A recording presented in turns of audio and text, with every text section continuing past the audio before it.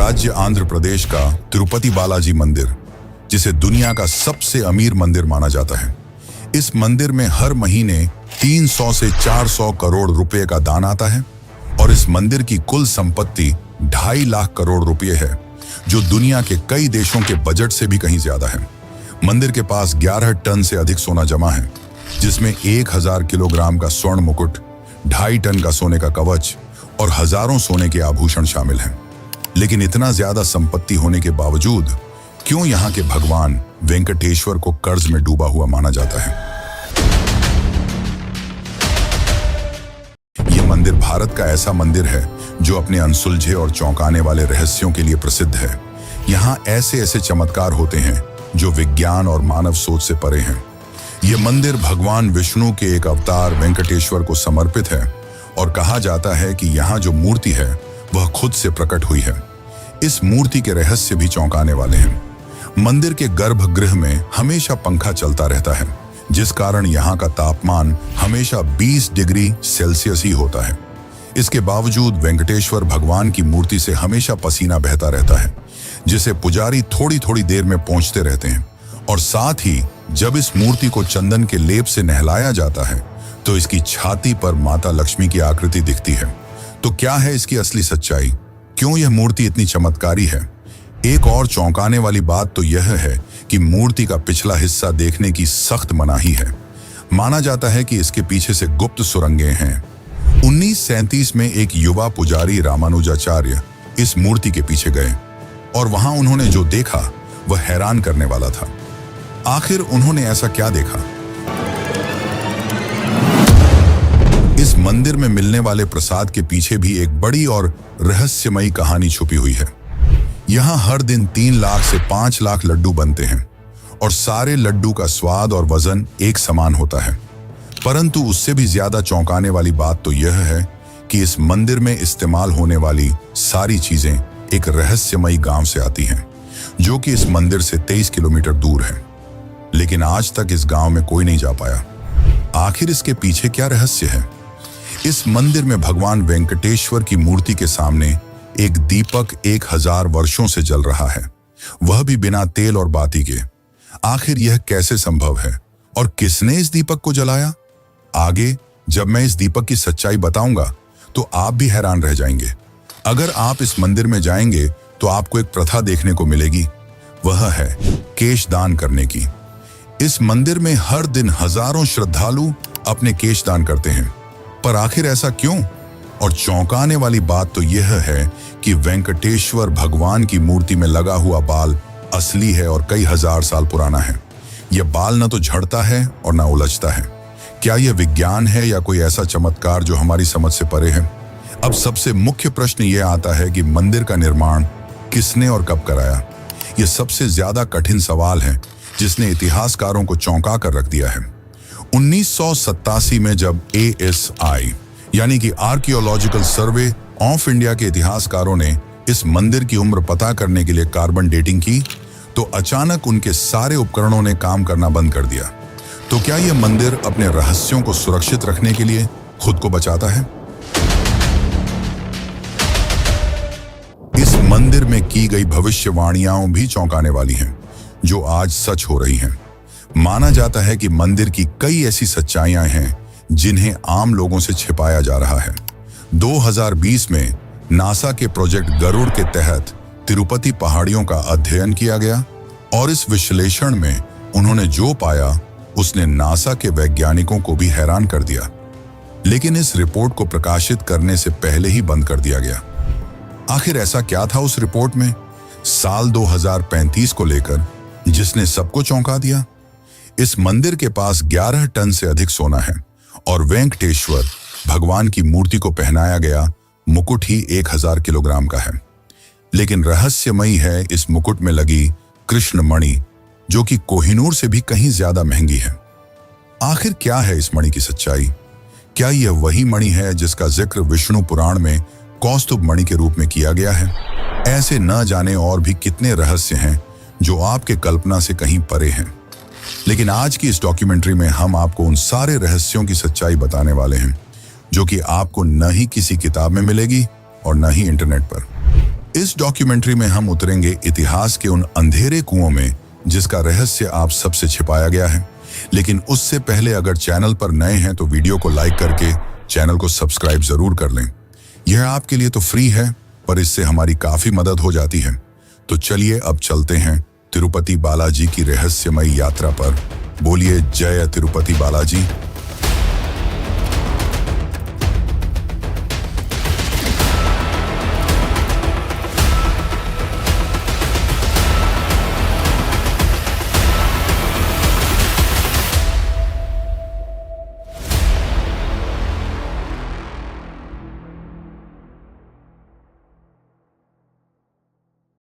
कहा जाता है कि इस मंदिर का निर्माण विजयनगर साम्राज्य के महान शासक कृष्णदेव राय ने करवाया था, पर यह सच नहीं है।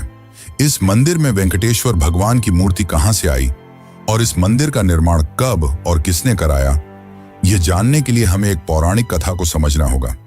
इस कथा के अंत तक आपको मंदिर के रहस्यों की आधी सच्चाई खुद ब खुद समझ आ जाएगी।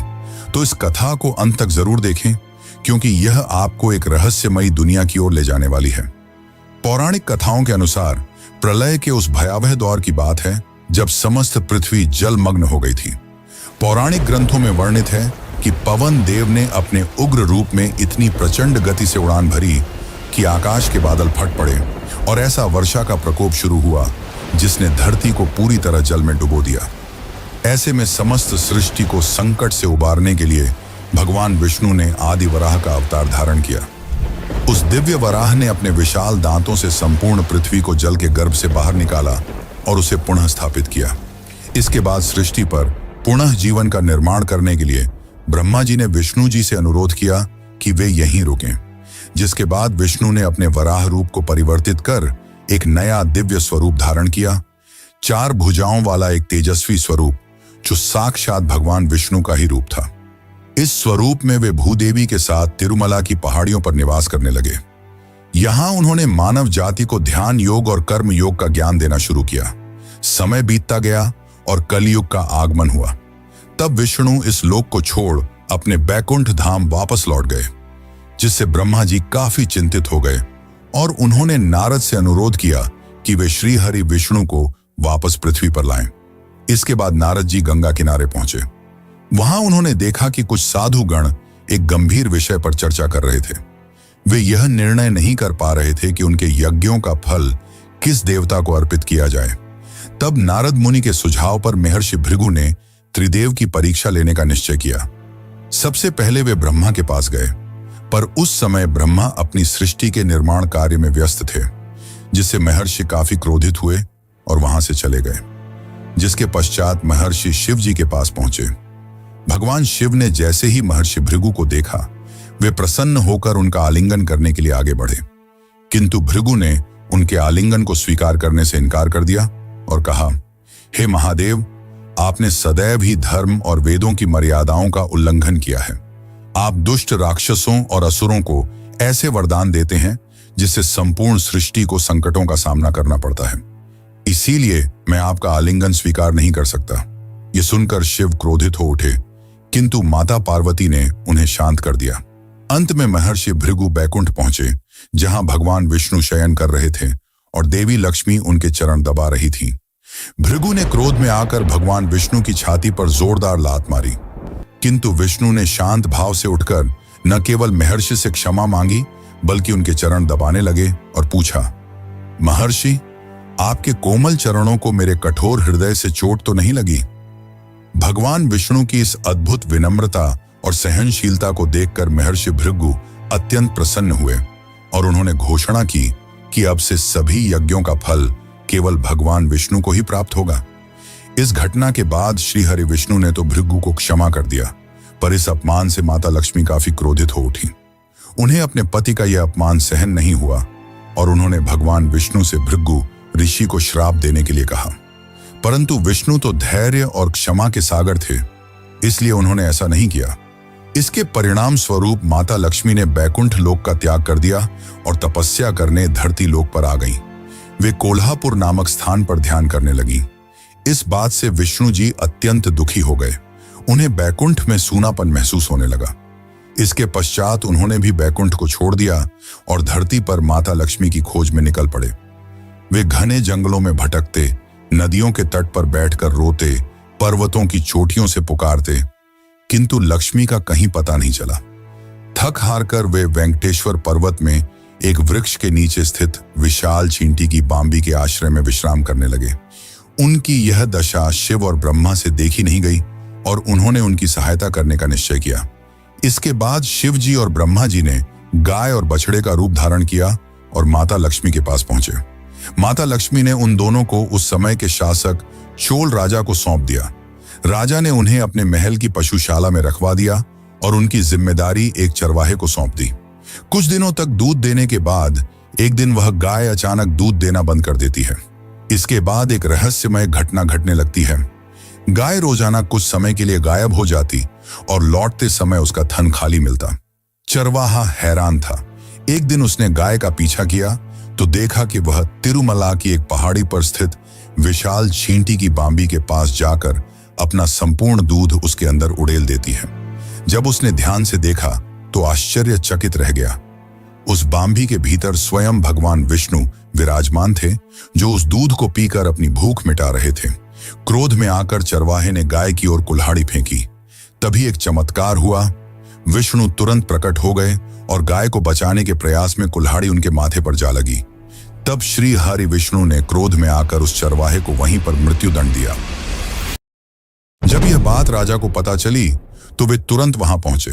तब विष्णु ने क्रोध में कहा, सेवक के पाप में उसके स्वामी की भी बराबर की हिस्सेदारी होती है। इस कारण मैं तुम्हें श्राप देता हूं कि तुम अपना बचा हुआ जीवन राक्षस की भांति व्यतीत करोगे। इस श्राप को सुनकर राजा अत्यंत भयभीत हो गए और उन्होंने विष्णु जी से क्षमा याचना की।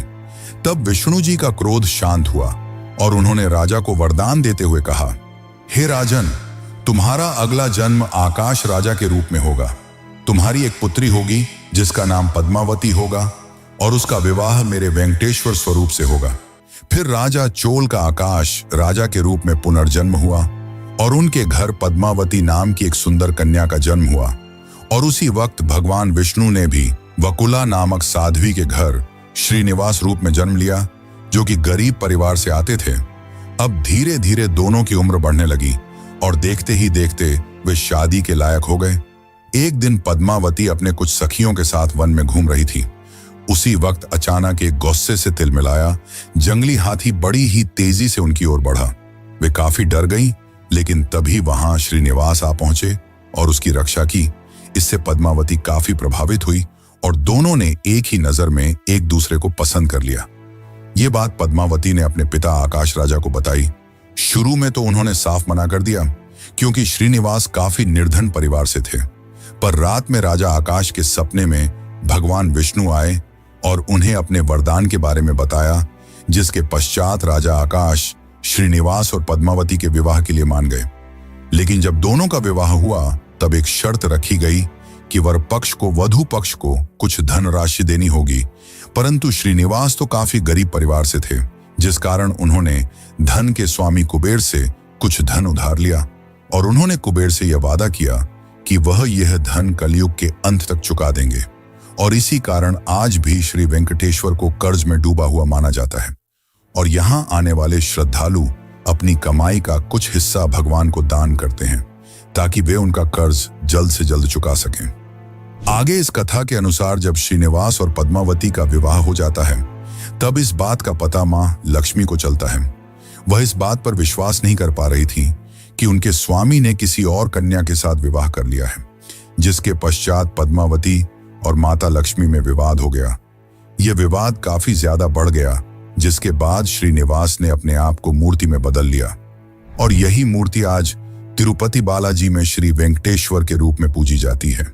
माना जाता है कि अपने पति को मूर्ति में परिवर्तित होता देख माता लक्ष्मी और पद्मावती को अपनी गलती का एहसास हुआ और वे दोनों भी श्रीनिवास की मूर्ति में समा गईं, जिस कारण आज भी जब भगवान वेंकटेश्वर की मूर्ति को स्नान कराया जाता है, तब उनके सीने में माता लक्ष्मी और पद्मावती की छवि दिखती है। और इसी कारण भगवान के स्नान के बाद पुजारी उन्हें नीचे धोती पहनाते हैं और ऊपर के शरीर को साड़ी से सजाया जाता है। ये भगवान विष्णु और माता लक्ष्मी के चमत्कारों का जीवित प्रमाण है। लेकिन मित्रों, क्या आपको पता है कि इस मंदिर का निर्माण किसने और कब करवाया? यह मंदिर का निर्माण एक चर्चा का विषय है। आईआईटी मद्रास ने 2018 में शोध किया, जिसमें पाया गया कि मंदिर की दीवारों में इस्तेमाल हुए पत्थरों के बीच का फासला हमेशा 0.2 इंच रखा गया है। एक ऐसी परिशुद्धता जो आधुनिक लेजर तकनीक के बिना असंभव मानी जाती है, पर आज से हजारों साल पहले इसे संभव किया गया। आखिर इस मंदिर का इतना भव्य और आधुनिक निर्माण किसने कराया? तो चलिए जानते हैं इस मंदिर के निर्माण का असली सच। लेकिन उससे पहले, अगर आपको डॉक्यूमेंट्री अच्छी लग रही है तो इसे लाइक करके चैनल को सब्सक्राइब जरूर कर लें।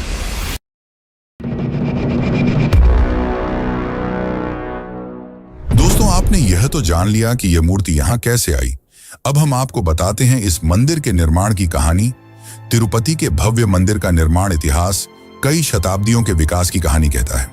9वीं शताब्दी से प्राप्त शिलालेखों के अनुसार इस मंदिर का प्रारंभिक स्वरूप पल्लव राजवंश ने लगभग 825 ईस्वी के आसपास अस्तित्व में आया। हालांकि वर्तमान भव्य संरचना का श्रेय मुख्य रूप से विजयनगर साम्राज्य को जाता है।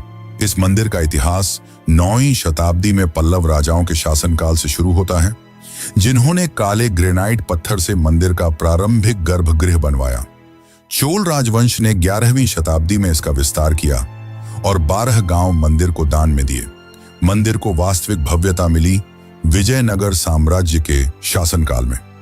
सम्राट कृष्णदेव राय ने 1509 से 1229 के बीच स्वर्ण गोपुरम का निर्माण करवाया और 30 गांव मंदिर को अर्पित किए।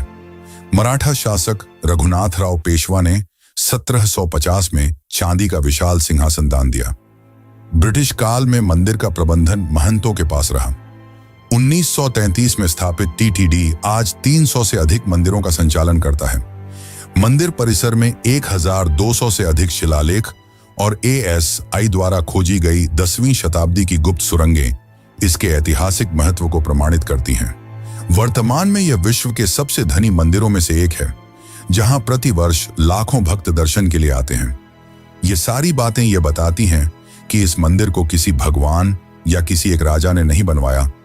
इस मंदिर का निर्माण कई सालों में अनगिनत राजाओं द्वारा करवाया गया और इसके निर्माण में कई रहस्य छिपे हैं, जिसमें गुप्त सुरंगों का रहस्य सबसे खास है। माना जाता है कि यहाँ 7 गुप्त सुरंगें हैं, जिसमें से ब्रह्मास्त्र सुरंग, स्वर्ण बंदर मार्ग और काला पानी सुरंग मुख्य हैं। लेकिन इनको जानने से पहले हम मंदिर के खजाने के बारे में जानते हैं। इस मंदिर के पास 2 करोड़ 50 लाख करोड़ की संपत्ति है, जिसमें कई सारी चीजें शामिल हैं और साल भर मंदिर 2000 करोड़ से ज्यादा खर्च करता है। आखिर मंदिर इस पैसे को कहां खर्च करता है और हर साल इतना खर्च करने के बावजूद आखिर मंदिर का पैसा 10 गुना ज्यादा तेजी से कैसे बढ़ता जा रहा है और यह पैसा कहां रखा गया है, इसकी सुरक्षा कौन करता है? तो चलिए जानते हैं इन सभी सवालों के जवाब।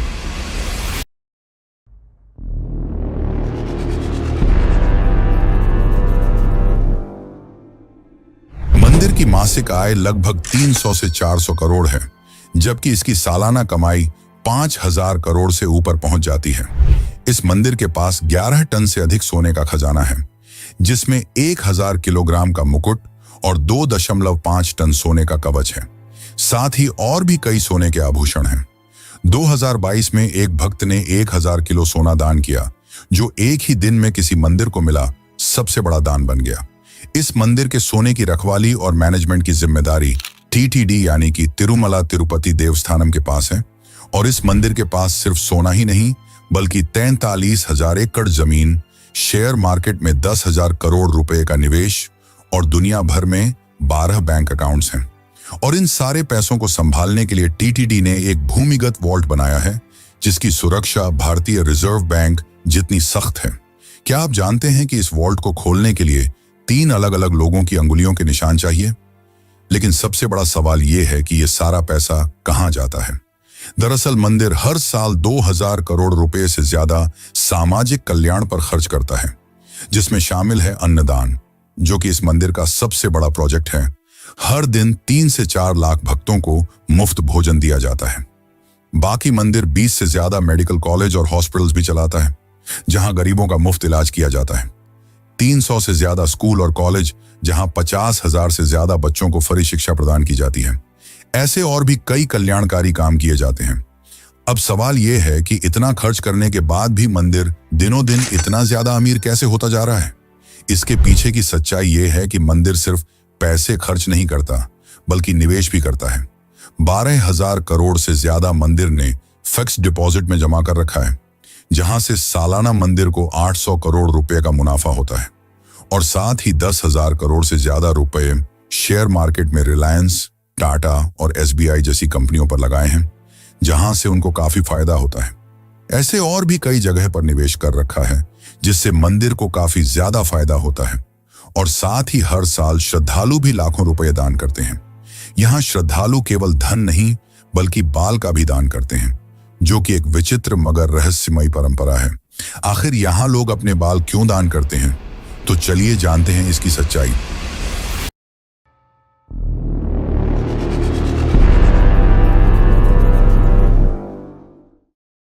पौराणिक कथाओं के अनुसार जब उस चरवाहे ने भगवान विष्णु के सर पर कुल्हाड़ी मारी, जिससे उनके माथे में गहरी चोट आई और उनके बाल भी कट गए, और जब गंधर्व राजकुमारी नीला देवी ने यह देखा, तो उन्होंने बिना कुछ सोचे समझे अपने लंबे खूबसूरत बाल काटकर विष्णु जी के सर पर जोड़ दिए। बाल एक स्त्री की बाहरी खूबसूरती का एक अहम हिस्सा होता है, लेकिन नीला देवी ने बिना कुछ सोचे अपने बाल विष्णु जी को दान कर दिए, जिससे विष्णु जी काफी प्रभावित हुए और यह घोषणा की कि जो भी तिरुपति में आकर अपने बाल दान करेगा, उसकी सारी मनोकामनाएं पूर्ण होंगी। इस कारण वर्ष आज भी बड़ी संख्या में भक्त यहाँ आते हैं और अपने बाल दान करते हैं। माना जाता है कि यहाँ की वेंकटेश्वर भगवान की मूर्ति में जो बाल हैं, वो नीला देवी के ही हैं, जो कि हजारों सालों से जिंदा हैं। ये ना तो झड़ते हैं और न ही उलझते हैं। जब भक्त मंदिर में केश दान करते हैं, तो यहाँ के कर्मचारी उन बालों को इकट्ठा करते हैं, फिर उन्हें धोकर और साफ करके हेयर विग्स और हेयर एक्सटेंशन बनाए जाते हैं और बाद में इन्हें बेच दिया जाता है। इन बालों को विदेशों में बेचकर मंदिर महीने के लगभग 20 लाख रुपए कमाता है, क्योंकि माना जाता है कि विदेशों में भारतीय बालों की काफी ज्यादा डिमांड है। अब हम जानने वाले हैं वो रहस्य जो विज्ञान और आपकी सोच से परे है, मूर्ति के पीछे का रहस्य। आखिर क्या है इसके पीछे, और क्या है गुप्त सुरंगों का रहस्य? तो चलिए जानते हैं। और अगर यहां तक देख ही चुके हो तो कमेंट में बालाजी महाराज की जय जरूर लिखें।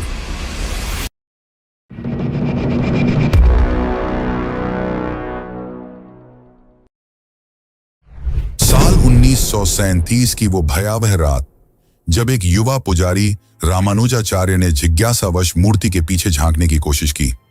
अगले ही दिन उसकी आंखों की रोशनी चली गई और जुबान लकवाग्रस्त हो गई। आज भी मंदिर के रिकॉर्ड्स में यह घटना दिव्य शाप के रूप में दर्ज है। क्या यह सच में कोई अलौकिक घटना थी, या फिर मूर्ति के पीछे छुपा है कोई ऐसा रहस्य जिसे मानव आंखें नहीं देख सकती? इसे लेकर वाल्मीकि रामायण में एक चौंकाने वाला तथ्य मिलता है, जिसके अनुसार मूर्ति का पिछला हिस्सा ब्रह्मांडीय ऊर्जा का केंद्र है। इसे वैकुंठ का द्वार कहा गया है, जहां से आध्यात्मिक और भौतिक संसार जुड़ते हैं।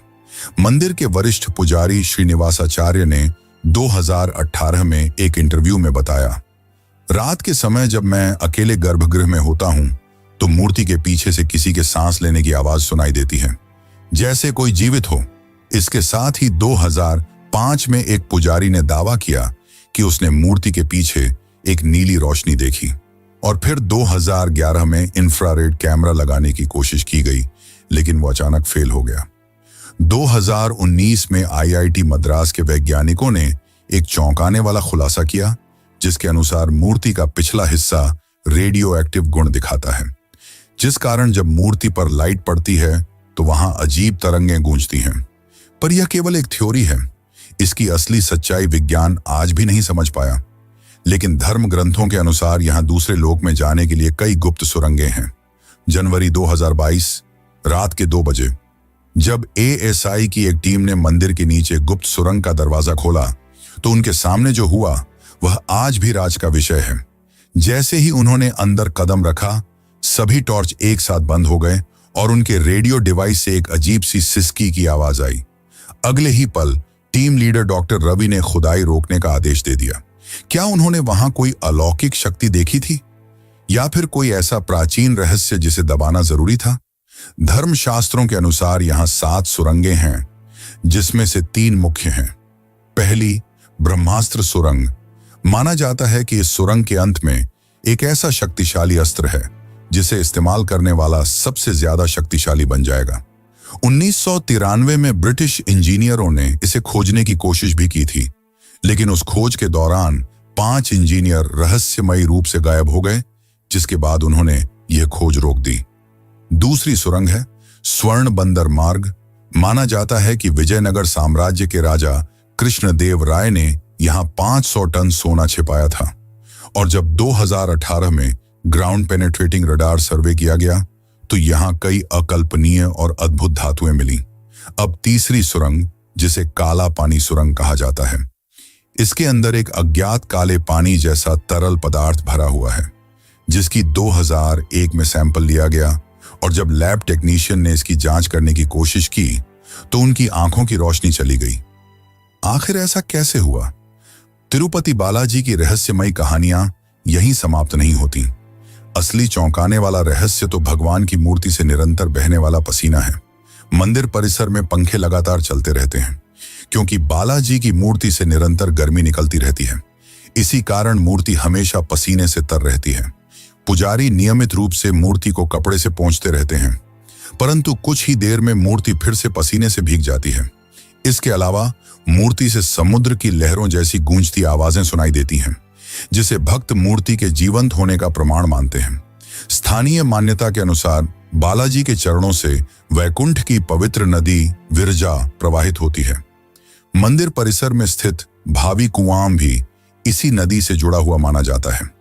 ये सभी चमत्कारिक तथ्य भक्तों के विश्वास को और दृढ़ करते हैं कि यहाँ स्वयं भगवान विष्णु निवास करते हैं, जिस कारण तिरुपति को कलियुग का वैकुंठ कहा जाता है। इन सबके अलावा सबसे ज्यादा चौंकाने वाली बात तो यह है कि बालाजी की मूर्ति के सामने हजारों वर्षों से एक दीपक निरंतर जल रहा है, वो भी बिना किसी तेल और बाती के। आखिर इसके पीछे क्या सच्चाई है और क्या है उस अद्भुत गांव का रहस्य जहां से बालाजी मंदिर की सामग्री आती है, लेकिन आज तक उस गांव तक कोई नहीं पहुंच पाया? आखिर ऐसा क्यों? तो चलिए जानते हैं उस रहस्य को जो आपको होश उड़ा देगा।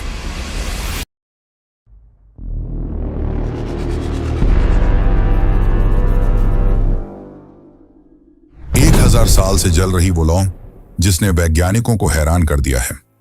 आज से 1000 वर्ष पूर्व जब राजा कृष्णदेव राय ने पहली बार इस दीपक को जलवाया था, तब से आज तक यह एक पल के लिए भी नहीं बुझा।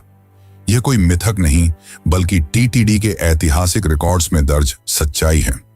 लेकिन सबसे चौंकाने वाला सवाल यह है, आखिर यह दीपक बिना तेल और बाती के कैसे जलता है?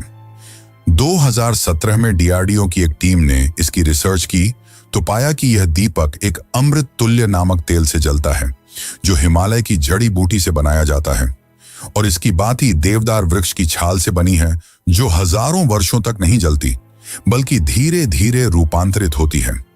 साथ ही वैज्ञानिकों ने बताया कि गर्भगृह की वेंटिलेशन सिस्टम इतनी परफेक्ट है कि हवा का प्रवाह दीपक को हमेशा जलाए रखता है। क्या यह भगवान की लीला है या फिर प्राचीन भारत की कोई दिव्य तकनीक जिसे आज भुला दिया गया है? कहा जाता है कि इस मंदिर में चढ़ने वाली हर एक चीज, चाहे वह दूध हो, फूल हो या कुछ और, वह मंदिर से 23 किलोमीटर दूर स्थित एक गांव से आती है। लेकिन ना तो आज तक किसी ने इस गांव का नाम सुना है और ना ही इसे कोई ढूंढ पाया है। इस गांव को खोजने का प्रयास बहुत से लोगों ने किया है, लेकिन यह आज तक एक रहस्य ही बना हुआ है। इस मंदिर से जुड़ी कई खतरनाक भविष्यवाणियां हैं जिन्हें नासा ने भी सच माना है। तो आखिर वह भयावह भविष्यवाणी क्या है जिसने नासा को भी चौंका कर रख दिया? लेकिन उससे पहले हम यहां बनने वाले प्रसाद की बात करते हैं, जो आज भी चर्चा का विषय है कि कैसे सभी लड्डुओं का वजन और स्वाद एक जैसा होता है।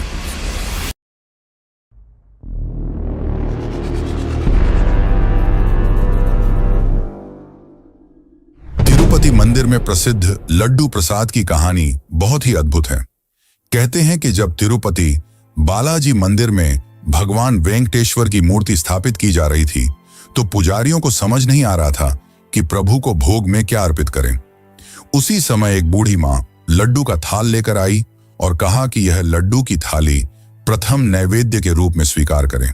पुजारियों ने वह लड्डू प्रभु को अर्पित किए और फिर प्रसाद के रूप में ग्रहण किए। लड्डू का स्वाद इतना अद्भुत था कि पुजारी भी हैरान रह गए। तब उन्होंने उस बूढ़ी मां से लड्डू बनाने का तरीका पूछा। बूढ़ी मां ने लड्डू बनाने का तरीका बताया और कुछ ही पलों में वहां से अंतर्ध्यान हो गई।